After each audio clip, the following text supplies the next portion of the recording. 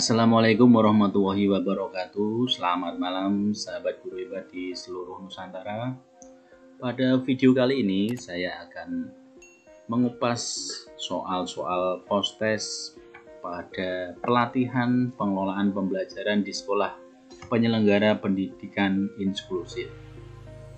Mari kita lihat selengkapnya. Oke, ini tinggal satu langkah lagi, tetapi tadi sebetulnya saya sudah mengerjakan soal post-testnya. Ini yaitu tadi waktu yang saya gunakan adalah 7 menit 29 detik. Karena apa? Karena soal-soal pada post-test ini sama persis dengan soal-soal yang ada pada soal pretest. Tinggal kita hanya mengingat kembali saja, karena dulu pas pretest kita juga sudah alhamdulillah mendapatkan nilai 100. Mari kita lihat pertanyaannya dan kita kupas satu persatu.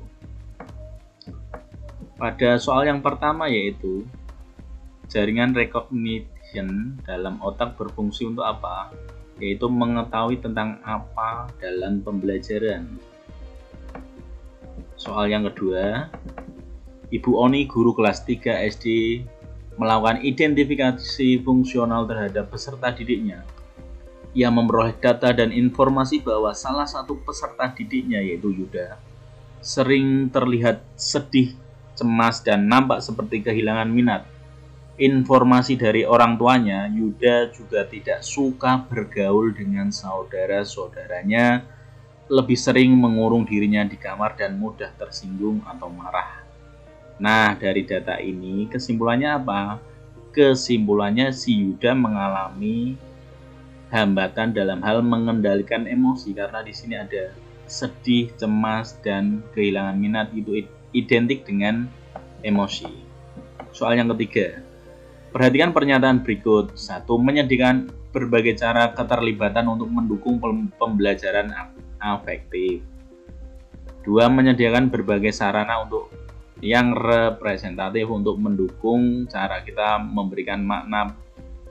Kemudian yang ketiga, menyediakan berbagai cara, tindakan, dan ekspresi untuk mendukung cara belajar yang membelajarkan peserta didik. Yang keempat, menyediakan berbagai cara untuk mengevaluasi serta menilai peserta didik sesuai kemampuan mereka. Manakah yang sesuai dengan prinsip UDL? Yaitu 1, 2, dan 3. Selanjutnya, desain pembelajaran yang universal secara umum harus memenuhi kriteria apa saja? 1. Inklusif. 2. Usable, dapat digunakan. Dan yang ketiga, yaitu mudah diakses.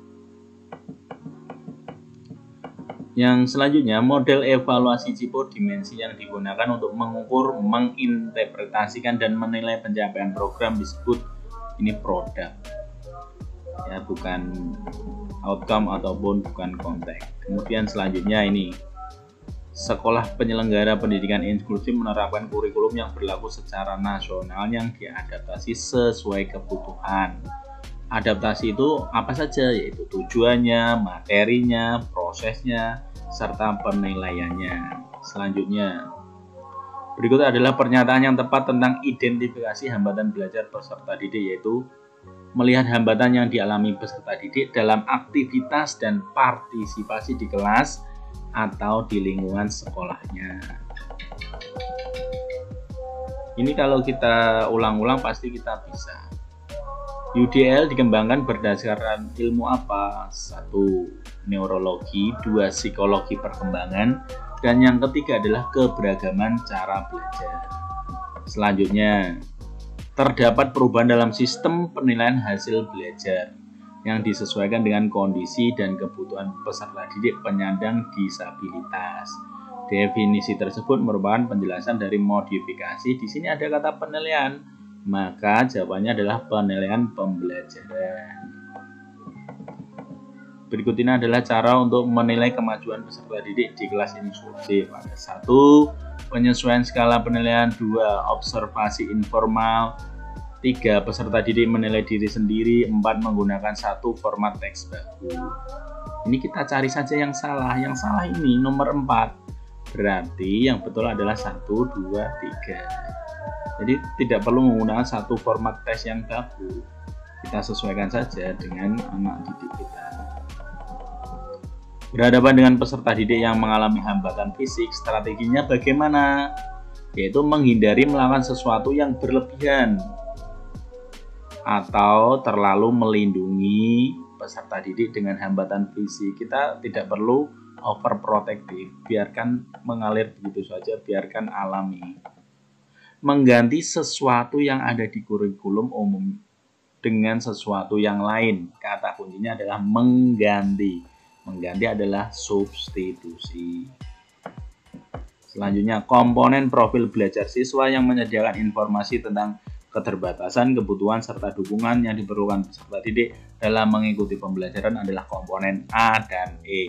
Apa itu komponen A dan E? Nanti bisa dilihat pada materi yang ada di pembelajaran diklat PPSPI ini. Selanjutnya, tujuan pembelajaran pada kurikulum sekolah reguler diubah dan disesuaikan dengan kondisi peserta didik penyandang disabilitas. Kata kuncinya tujuan, maka kita pilih tujuan pembelajaran. Selanjutnya, asesmen untuk mengetahui kondisi awal. Kondisi awal dulu pernah kita bahas. Kondisi awal itu untuk mendiagnosis, maka namanya asesmen diagnostik. Manakah strategi yang tepat saat berhadapan dengan peserta didik yang mengalami gangguan pendengaran? 1. Berhadapan dengan peserta didik saat berbicara dan berbicara seperti biasa. Benar. Pertimbangkan menggunakan bahasa isyarat yang baku. Ini sepertinya kurang tepat. 3. Pastikan Anda mendapatkan perhatian peserta didik sebelum bicara. Oke. Halangi bayangan wajah Anda saat berkomunikasi dengan peserta didik. Berarti yang paling tepat adalah 1 dan 3. Selanjutnya, perhatikan gejala fungsional peserta didik berikut. 1. Sering menampilkan perilaku repetitif berulang-ulang seperti bergoyang, melambai. Kemudian sangat fokus pada hal-hal yang tidak pantas, terobsesi pada topik pembicaraan tertentu, tidak dapat memperbaiki pertemanan, terpaku pada pengalaman sensorik tertentu. Apabila anak mengalami gejala seperti di atas, maka patut diduga mengalami hambatan apa? Interaksi sosial. Kenapa ini? Tidak dapat memperbaiki pertemanan. Selanjutnya, berikut strategi pembelajaran yang tepat saat berhadapan dengan peserta didik yang mengalami hambatan bicara yang paling tepat. 1. Posisikan wajah Anda menyamping. Ini jelas salah. Berarti yang ada angka satunya salah. 1. Memberikan contoh membuat kalimat yang benar. Oke. Ajarkan model-model alternatif untuk bisa berbicara. 3. Ajukan pertanyaan secara tertulis dengan pertanyaan yang bisa dijawab oleh peserta didik yang bersangkutan. Yang paling tepat adalah 2 dan 4. Selanjutnya, Universal Design for Learning atau UDL salah satunya dikembangkan berdasarkan penelitian mengenai 3 jaringan yang terlibat ketika seseorang belajar, yaitu affective, recognition, dan strategik. Selanjutnya, Fajri kelas 4 ketika disuruh membaca, ia mengalami banyak kesulitan, sering mengulang, terlihat berusaha keras untuk mengeja, kesulitan dalam membedakan huruf B, P, dan Q, dan tidak memahami apa yang dibaca. Fajri juga lamban dalam belajar bahasa dan memiliki kosakata yang terbatas.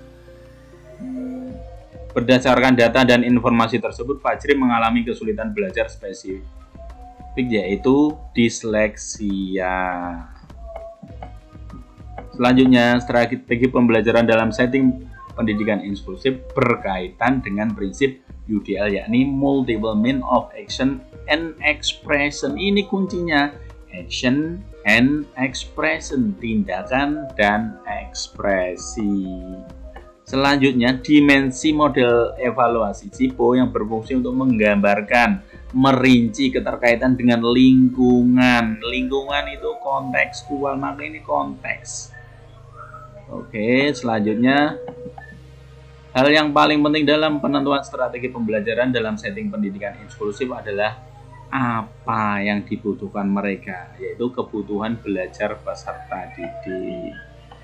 Metode atau strategi pembelajaran umum yang dilakukan untuk peserta didik reguler tidak diterapkan untuk peserta penyandang disabilitas. peserta didik tersebut memperoleh strategi pembelajaran khusus yang sesuai dengan kondisi, hambatan, dan kebutuhannya. Maka ini adalah modifikasi dari proses pembelajaran. Dan yang ini sepertinya yang terakhir, assessment of learning, penilaian pembelajaran, merupakan sebutan lain untuk jenis assessment sumatif. Bukan formatif ya, tetapi sumatif. Oke, kita sudah membahas ke-25 soal ujian akhir dari pelatihan kali ini. Saya tinggal satu langkah lagi, yaitu dengan cara mengklik tombol hijau ini dan akan selesai.